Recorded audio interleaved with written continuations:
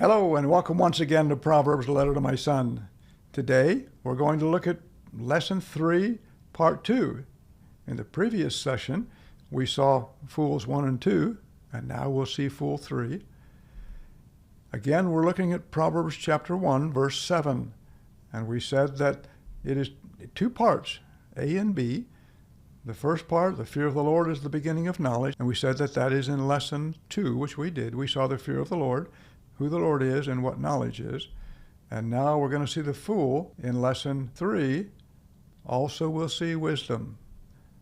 Now, looking at the second half of Proverbs 1:7, we said fools despise wisdom and instruction. And as a review, in Lesson 3, Part 1, we discussed Fool 1 and 2. Today, in Part 2, we will discuss Fool 3 and look at a summary of the fool. And then in the next lesson, Part 3, we'll discuss wisdom and instruction. And as a review, we have 3 Hebrew words for fool in Proverbs. We looked yesterday at the 03684 fool, one who wants to have fun and prone to wrong choices. We also looked at the 0191 fool, one who is morally corrupt and doesn't have the sense to know better. And today we'll look at the 05036 fool, one who is mean, selfish, and closed to reason. So we'll look at this fool, and then at the end of this lesson, we'll do a summary of fools in general. I think you'll find it interesting, and maybe you'll see yourself in some of this. And if so, you have an opportunity to correct that. So now, the 05036 fool. He's mean, selfish, and closed to reason. Before we look at verses in Proverbs, I'd like to look first in Psalm 53 and Psalm 14. Both chapters, in verse 1 of each, say the same thing. The fool, the 05036 fool, hath said in his heart, there is no God. I've heard preachers preach that what this really says is, the fool has said in the heart, no God for me, because a fool may worship a God, but not the God of the Bible. He doesn't want anything to do with the God of the Bible or Jesus Christ, and he's not going to let them rule over him. And this is the fool. We have some people in churches that are this fool.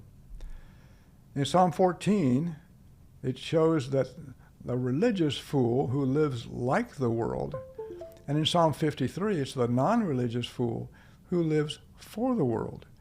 And if you'd like to see these in parallel, you can go to my website, jlsparaphrase.org, and you can open up these files, download a comparison or the chapters individually. They come up in PDF files, and you can have these for your own reference.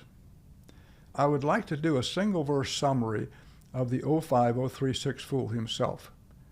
Look at Isaiah 32:6.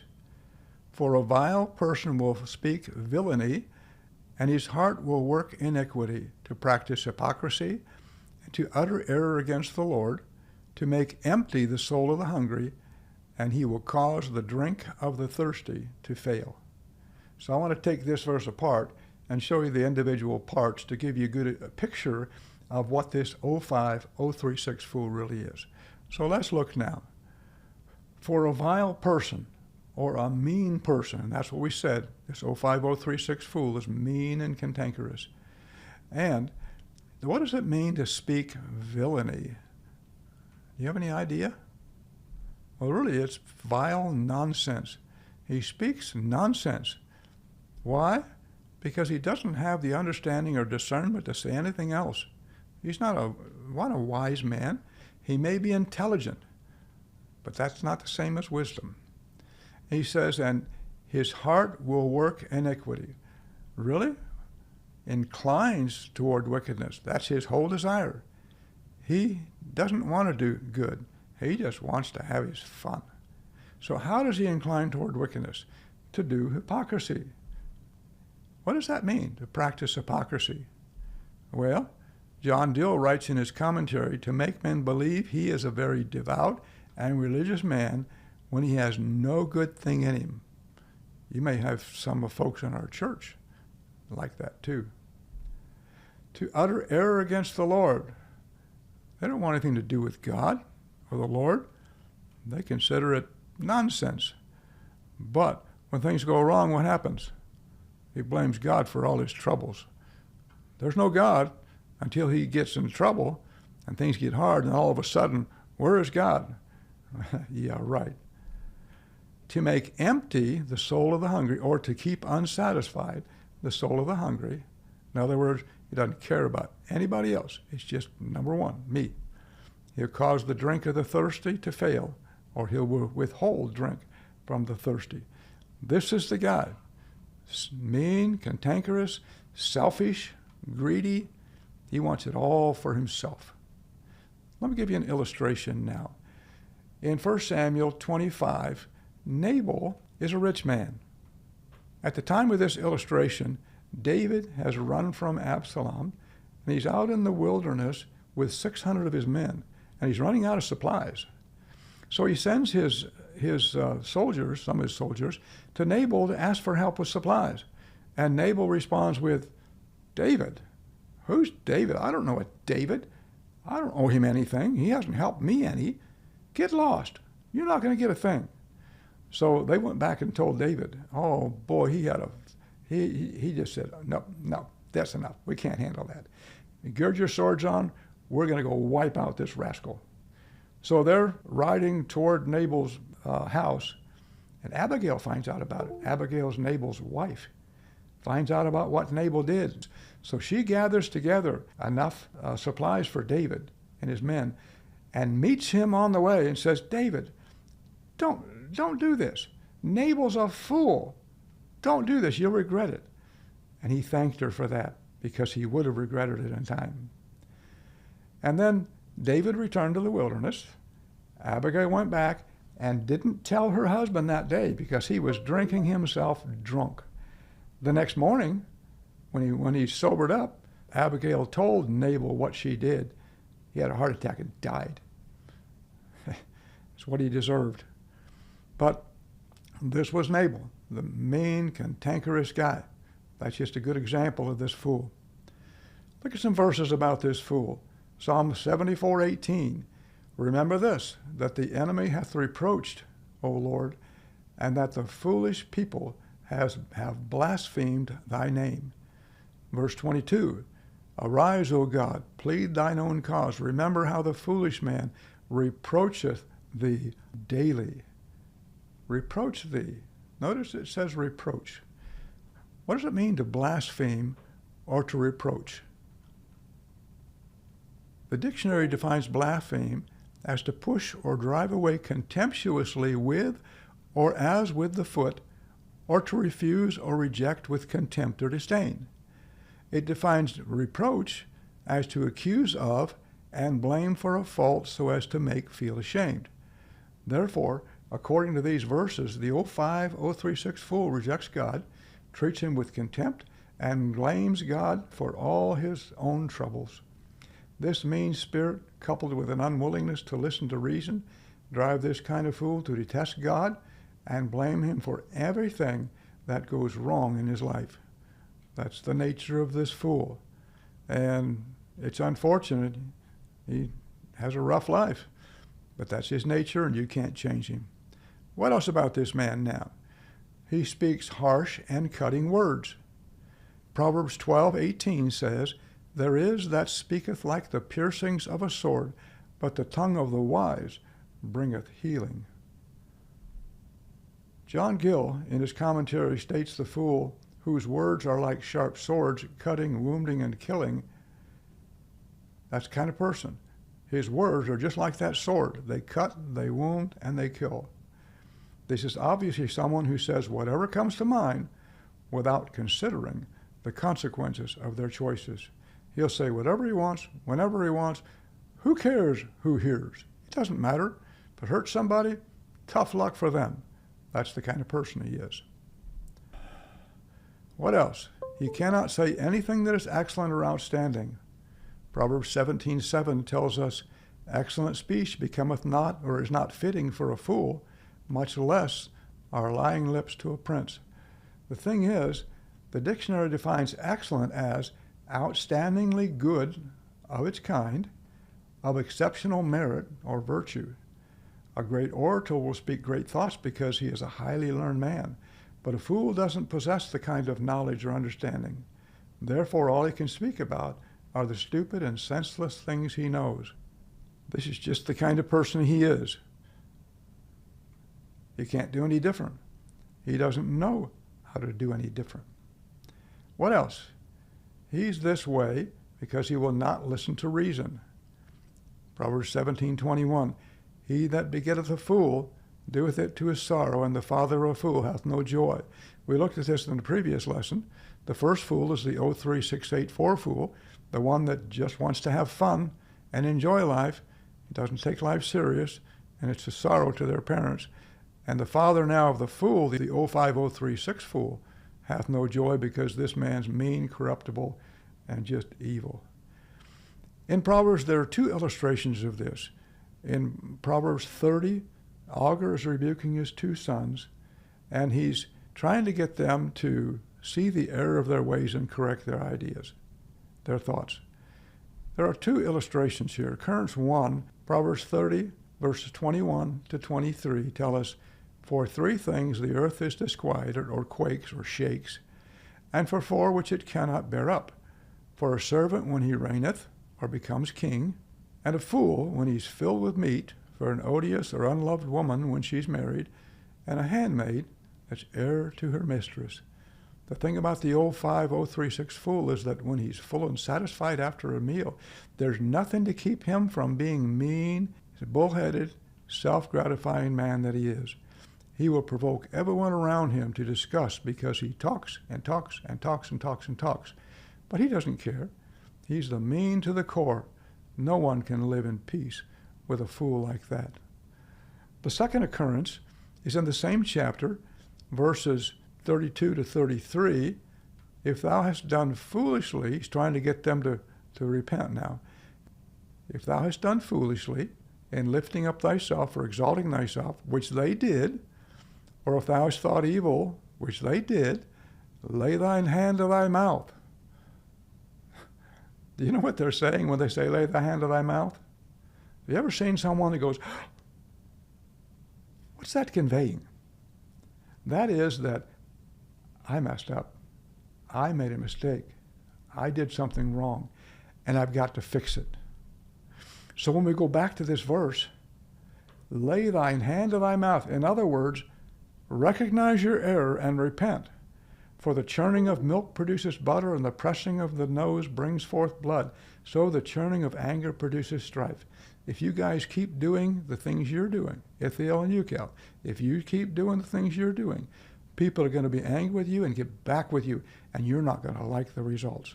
So he's saying, this is the 05034 fool. You've been foolish. You've exalted yourself. And he's saying, give it up. Repent. What else do we know about this 05034 fool? Of course, we know he's mean and selfish.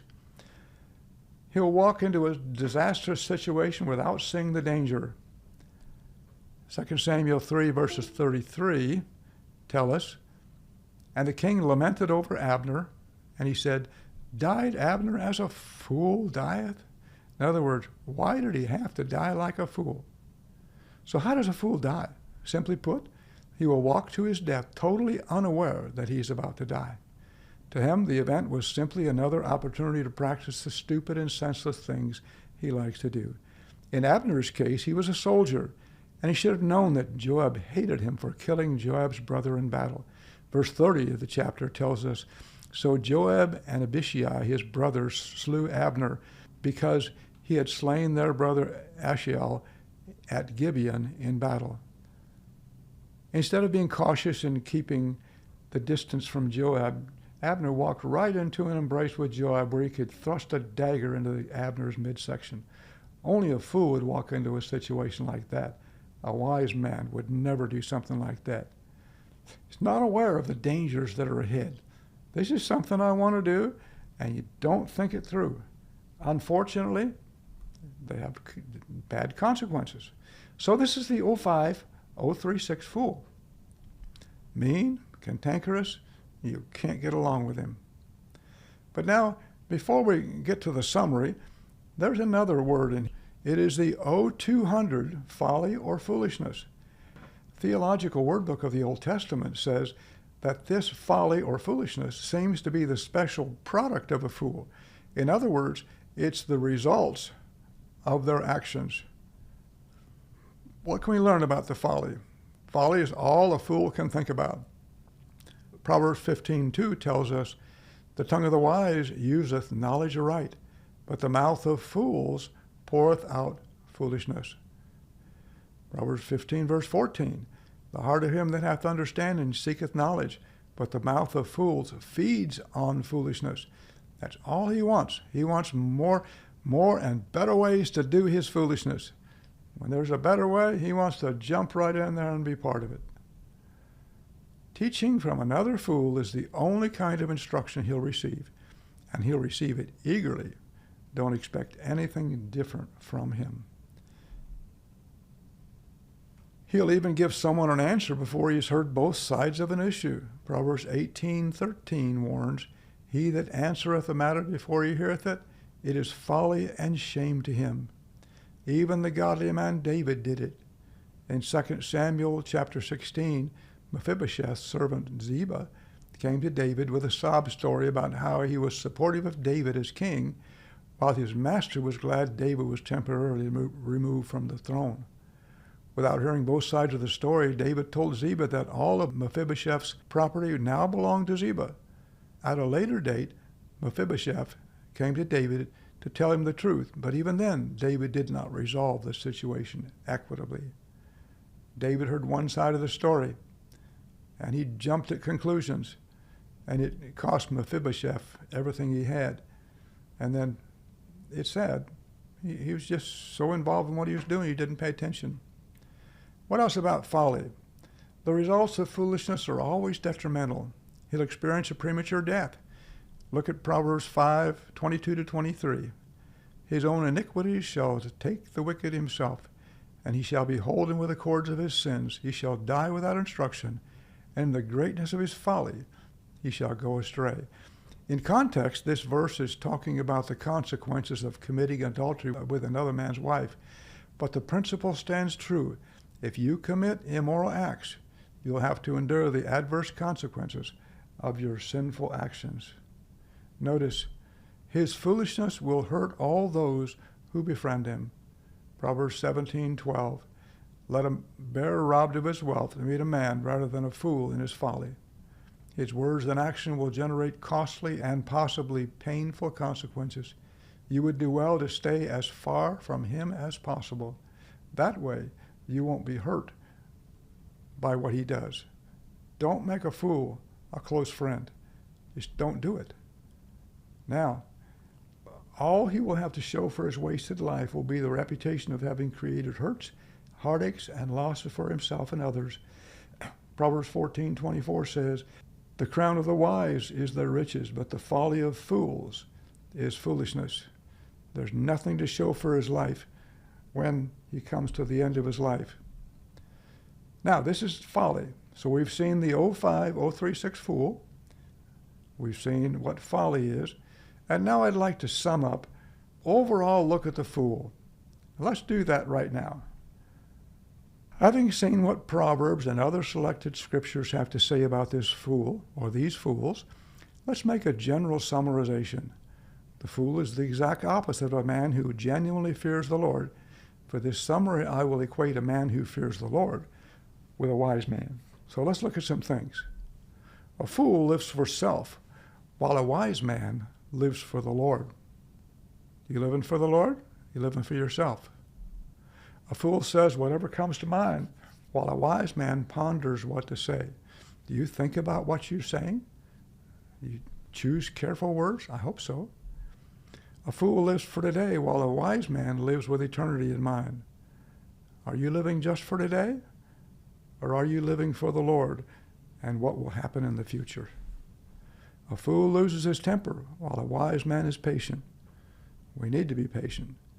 A fool is greedy, while a wise man is generous. Do you like to give and help?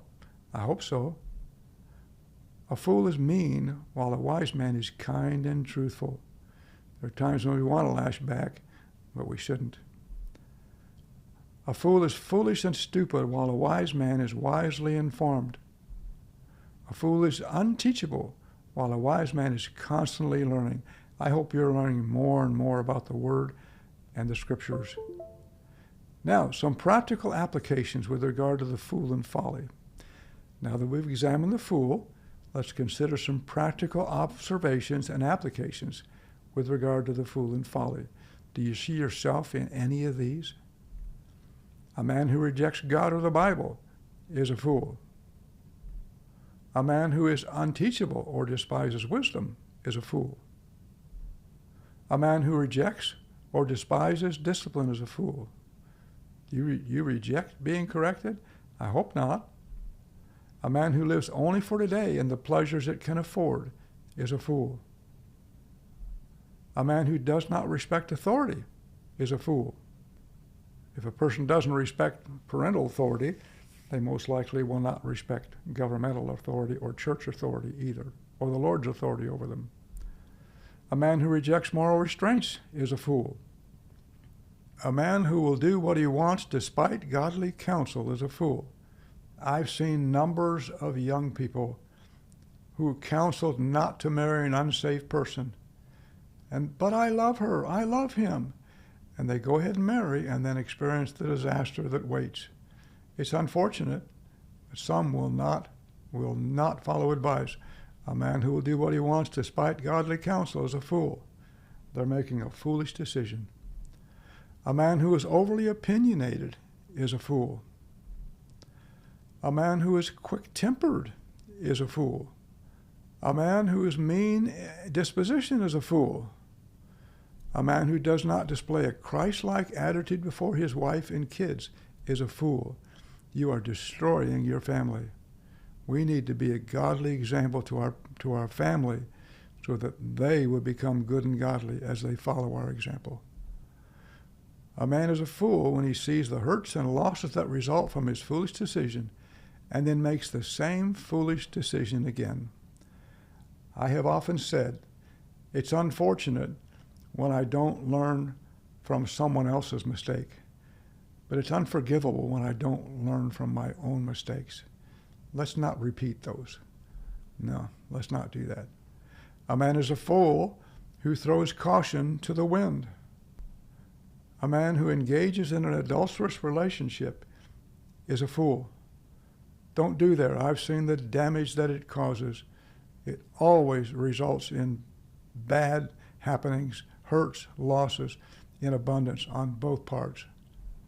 And a man who does what the Word says not to do is a fool. When we get to Proverbs chapter 3, the second half, we'll see those things that Proverbs says don't do. And we'll see in there where those that do those things that the Scripture should not do, God himself calls them a fool. So I hope you won't be one of those. I hope you enjoyed this, find it helpful, and maybe there's some things that you've seen that just might help you in your walk with the Lord. I hope so. So this is Lesson 3, Part 2, and I hope you'll join me when we get to Lesson 3, Part 3, when we look at wisdom and instruction. You'll find it fascinating because when I started this study, I didn't know what wisdom was. I didn't know how to find it, and I'm going to show you how to do both. I hope you'll join me. I'll look for you there. Thank you.